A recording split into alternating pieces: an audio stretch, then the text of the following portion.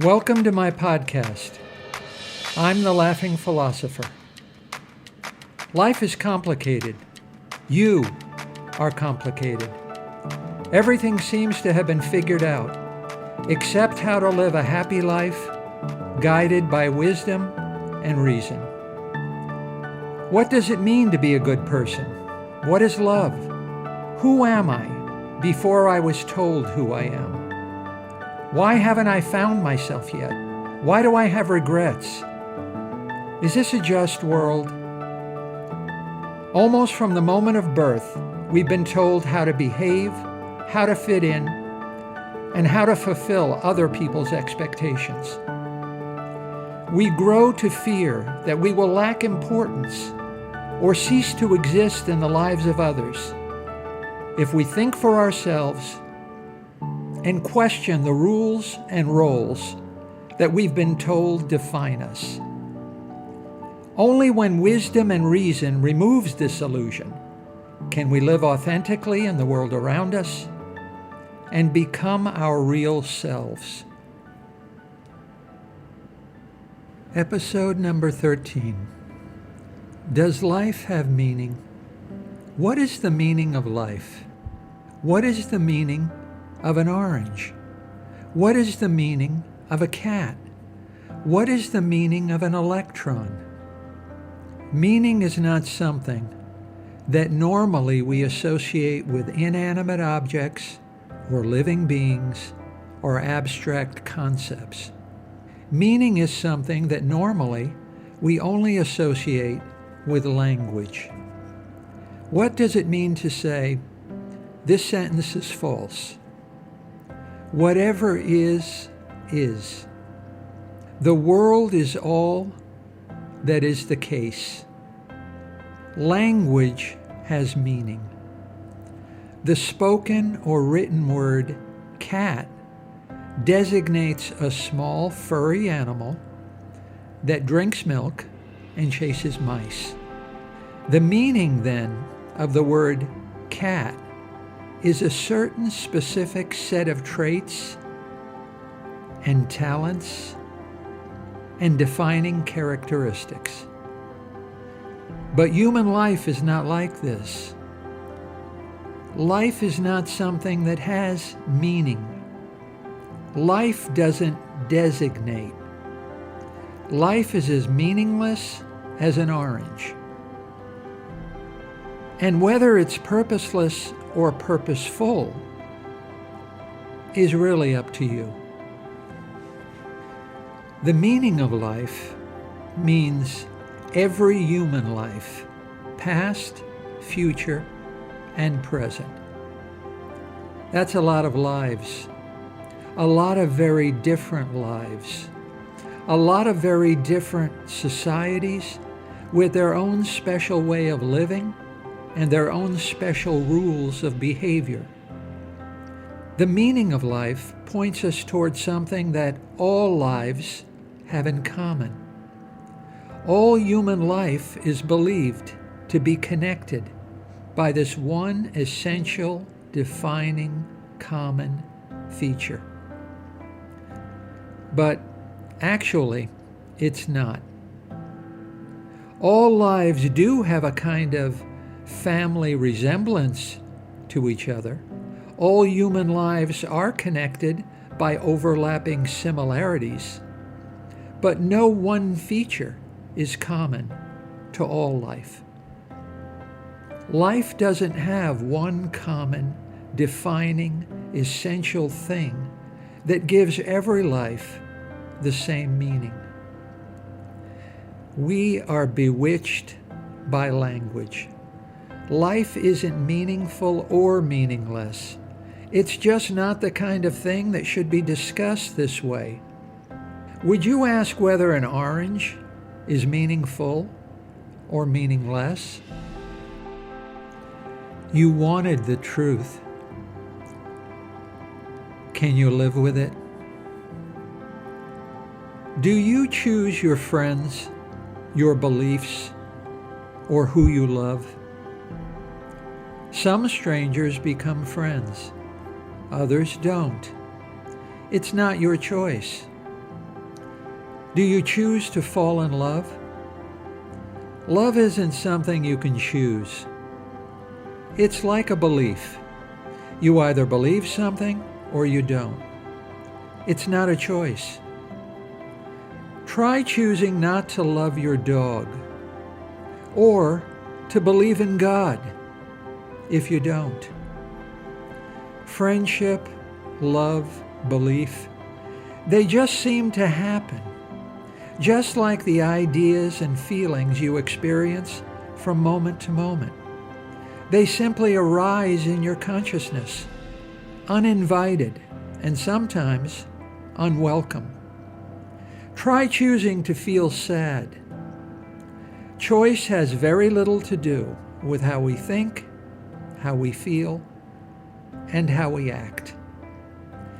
You are not as responsible for you as you think you are. Why do we distrust change and new ideas? Anyone who questions or challenges what most people believe about most things is laughed at or punished.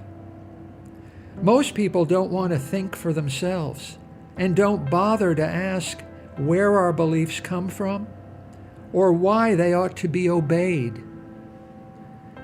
They are just too tired, too lazy, or too frightened. Most people believe that consuming and owning things will make them happy. It's a wrong belief that makes life addictive, pointless, and empty. Some people believe that there ought to be more to life than buying and selling things with each other. But still, everyone is expected to do it. People like chocolate ice cream, and they insist that everyone else like it and eat it. People like Jesus Christ, and they insist that everyone else like him and eat him too. People are always ready to stop thinking and to obey. We worship freedom, but we don't want to be free. Freedom is too demanding. You're on your own. You don't know what to believe.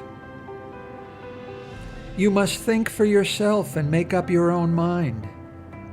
An ancient book like the Bible used to tell you what to believe. An ancient supernatural person like Zeus used to tell you what to think. Now you feel lost and alone all the time. You don't want all this doubt and uncertainty. You don't want to choose anymore. You want to be told what to believe.